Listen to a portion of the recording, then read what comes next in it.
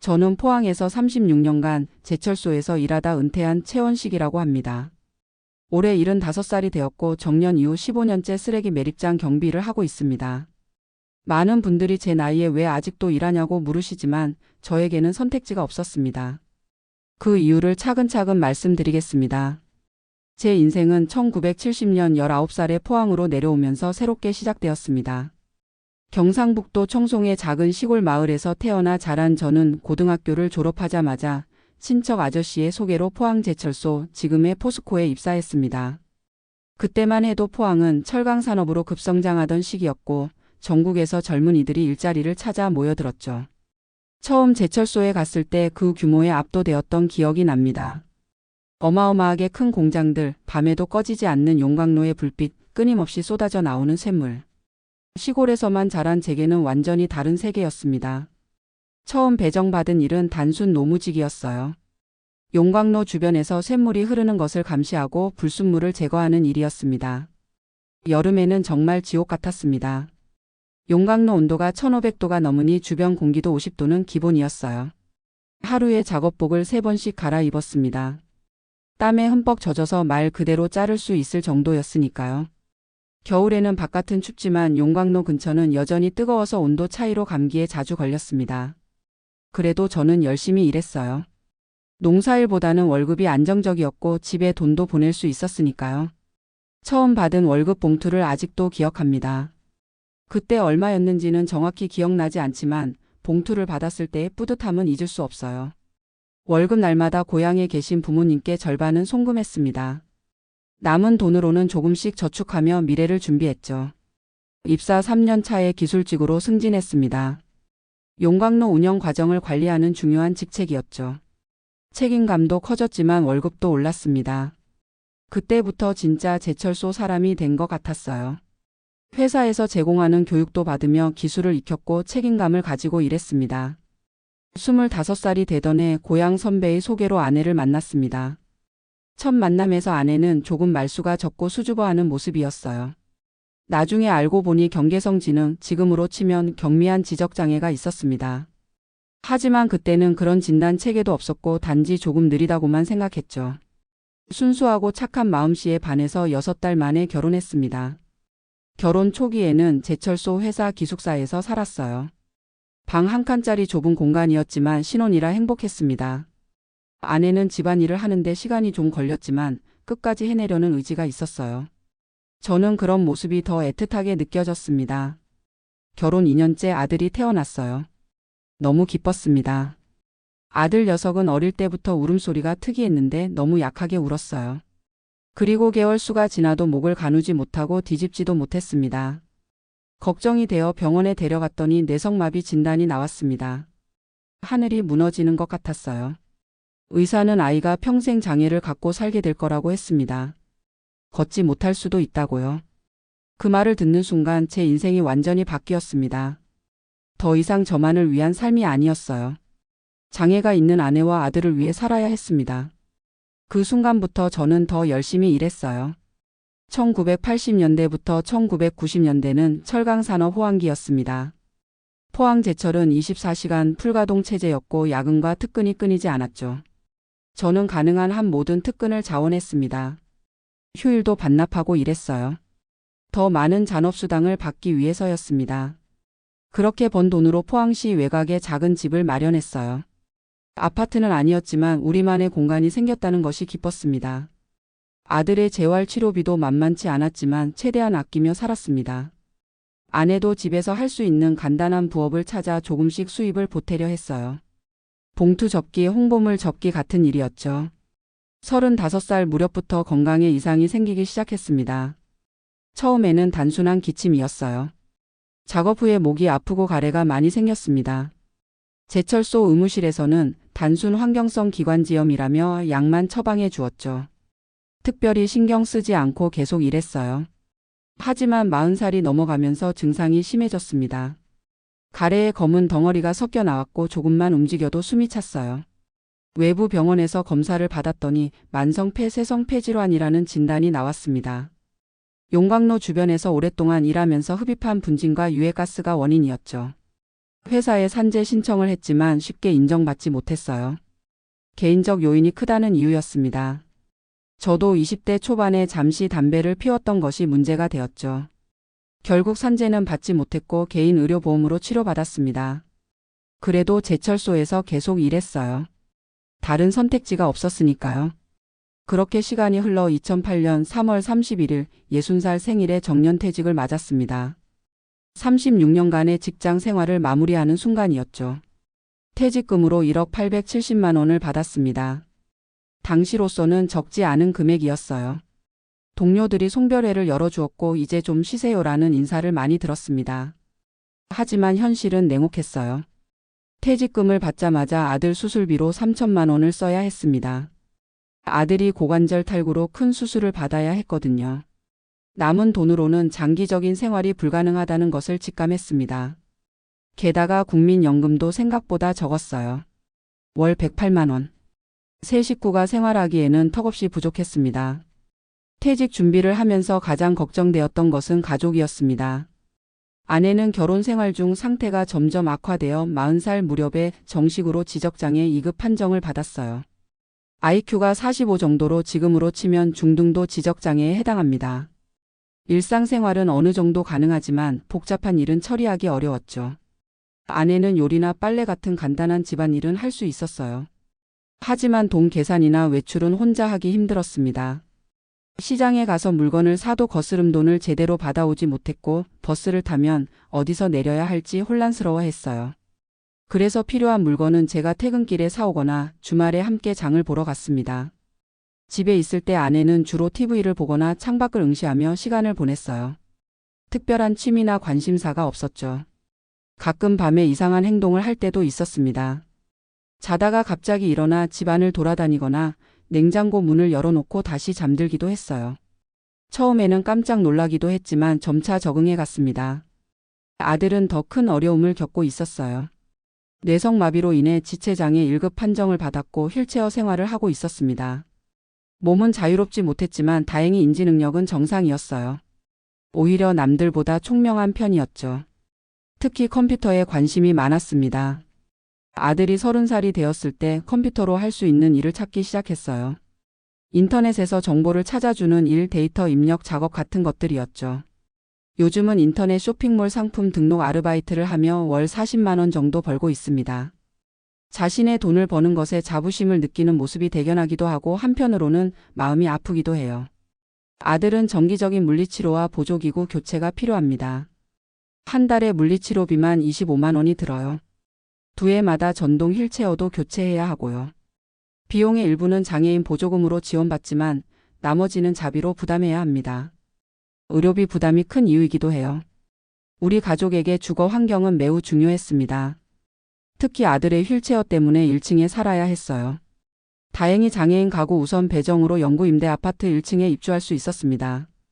35제곱미터 약 10평 크기라 많이 좁지만 임대료가 저렴해서 감사한 마음으로 살고 있어요. 보증금 350만 원에 월 임대료 12만 원, 관리비 8만 원을 내고 있습니다. 좁은 공간에서 세 식구가 생활하다 보니 불편한 점이 많아요. 세 사람이 한 방에서 자고 아들 휠체어가 차지하는 공간이 커서 거실이 더 좁아집니다. 화장실과 부엌도 협소해서 아들이 휠체어로 이동하기가 쉽지 않아요.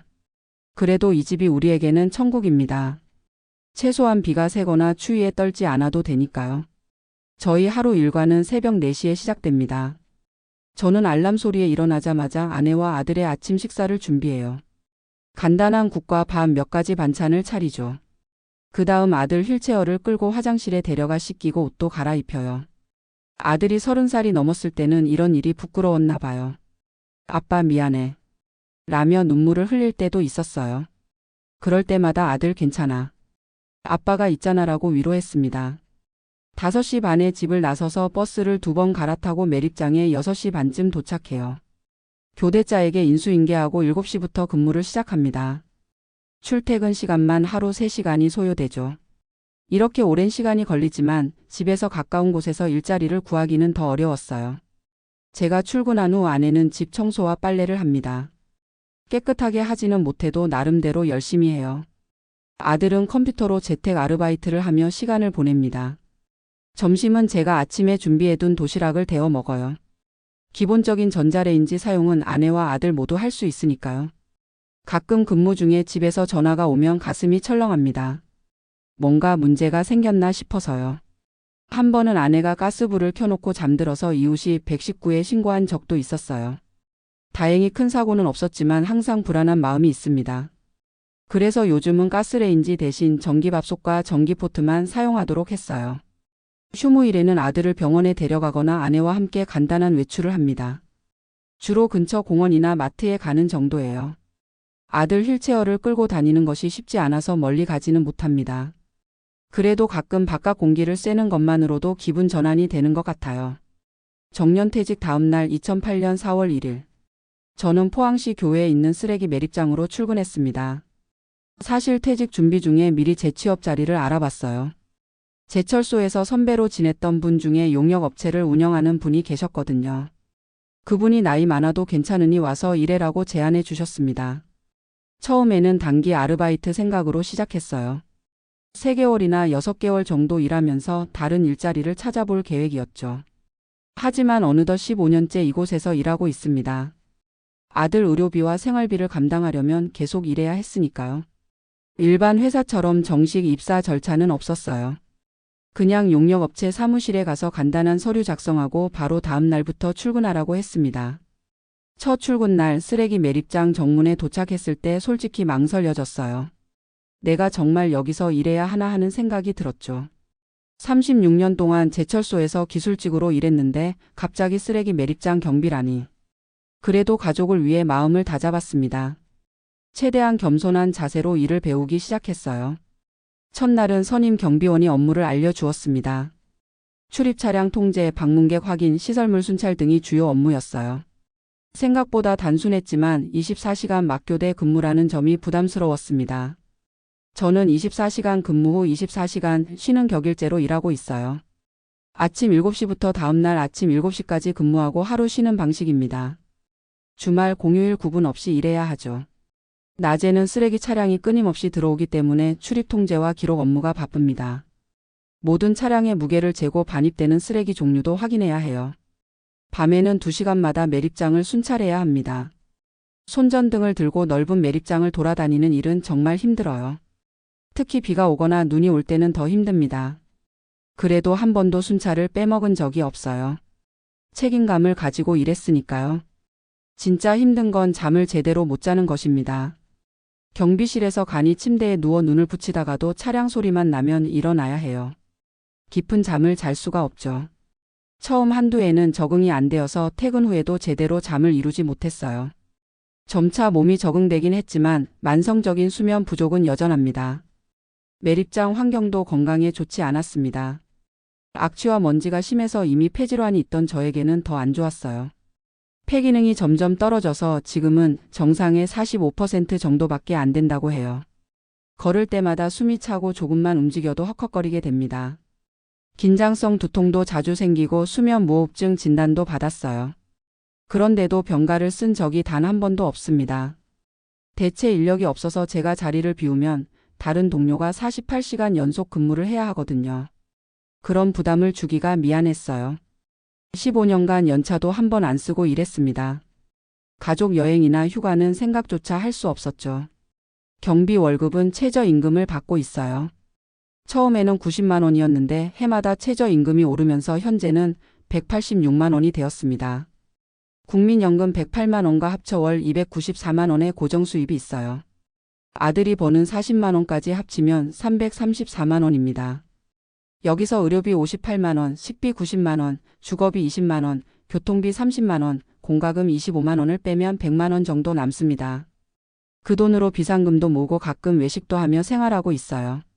일하면서 가장 기억에 남는 순간들도 있었습니다.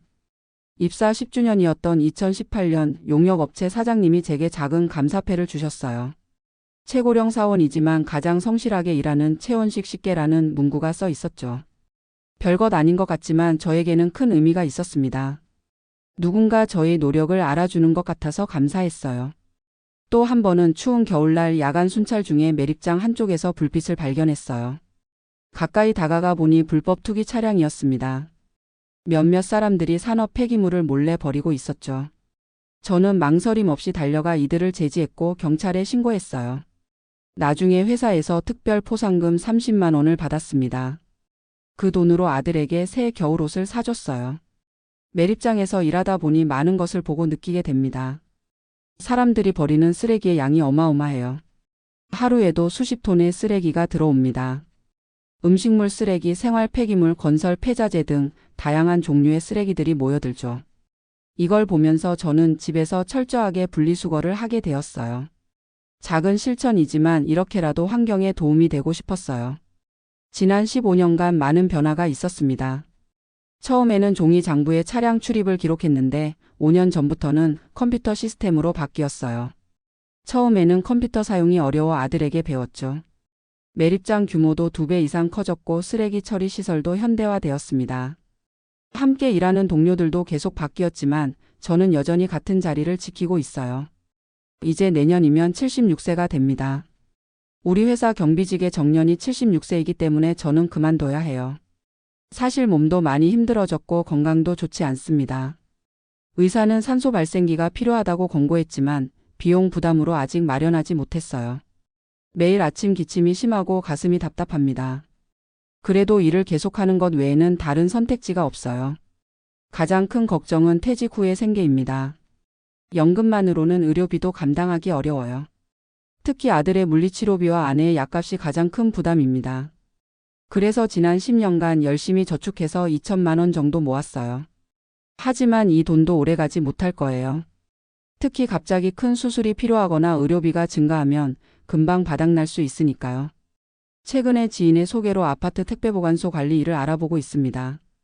월급은 120만 원 정도라는데 앉아서 할 수 있는 일이라 폐 건강에 좋을 것 같아요. 체력적으로도 덜 부담되고요. 하지만 아직 확실한 것은 아니에요.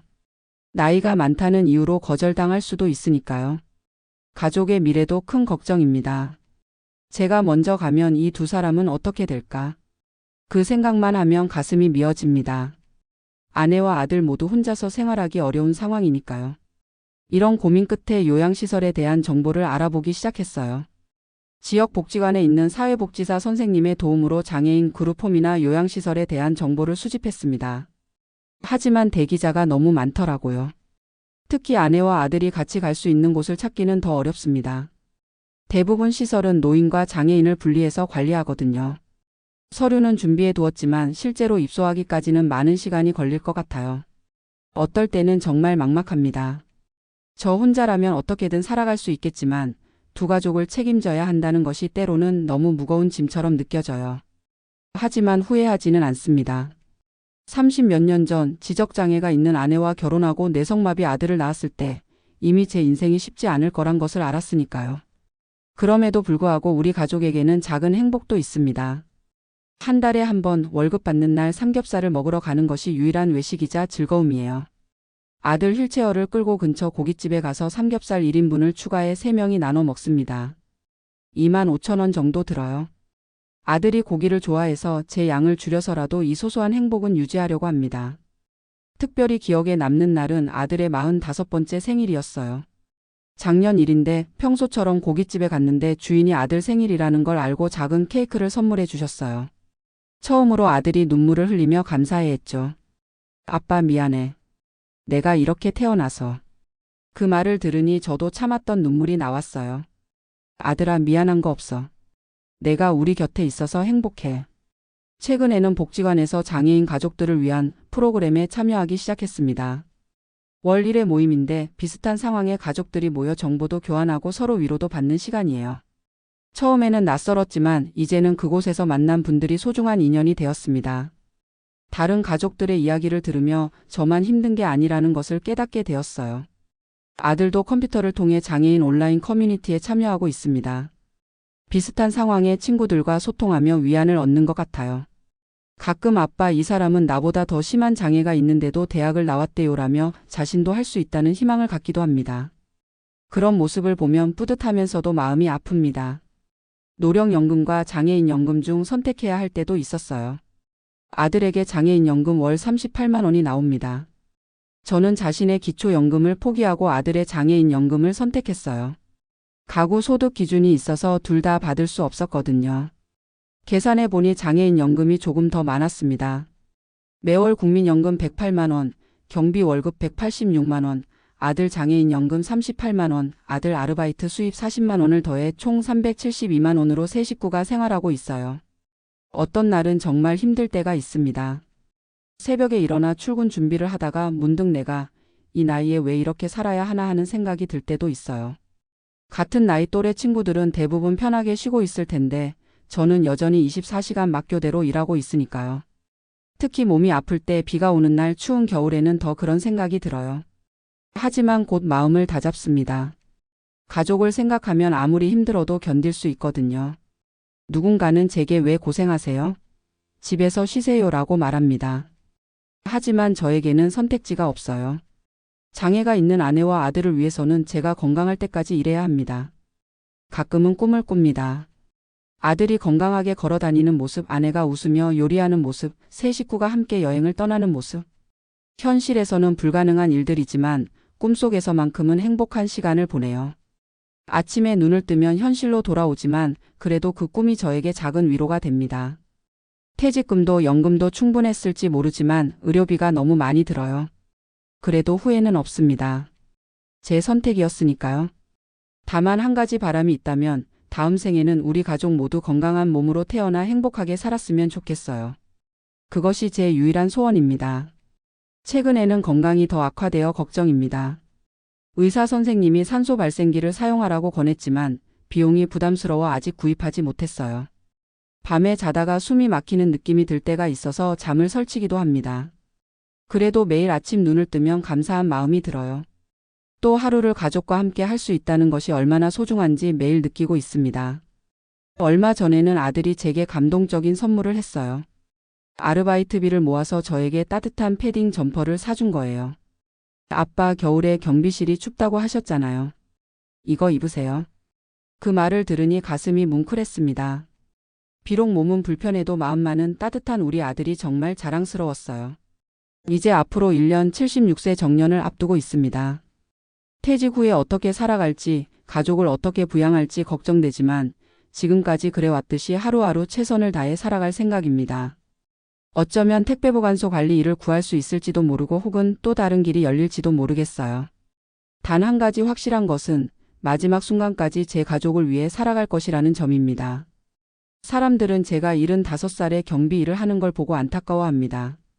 하지만 저는 오히려 감사한 마음이에요. 아직 일할 수 있는 건강이 있다는 것, 36년 직장 생활을 통해 연금을 받을 수 있다는 것, 그리고 무엇보다 함께할 가족이 있다는 것. 이 모든 것이 저에게는 큰 축복입니다. 밤에 매립장을 순찰하다 보면 하늘에 빛나는 별들을 볼 때가 있어요. 그때마다 생각합니다. 우리도 저 별처럼 작지만 빛나는 존재야. 비록 힘들고 어려움이 많아도 우리의 삶에도 의미가 있어. 그렇게 마음을 다잡으며 또 하루를 살아갑니다. 75년을 살아오며 배운 것이 있다면 결국 가장 중요한 것은 함께하는 것이라는 점입니다. 함께 웃고 함께 울고 함께 살아가는 것. 그것이 제 삶의 의미라고 생각합니다.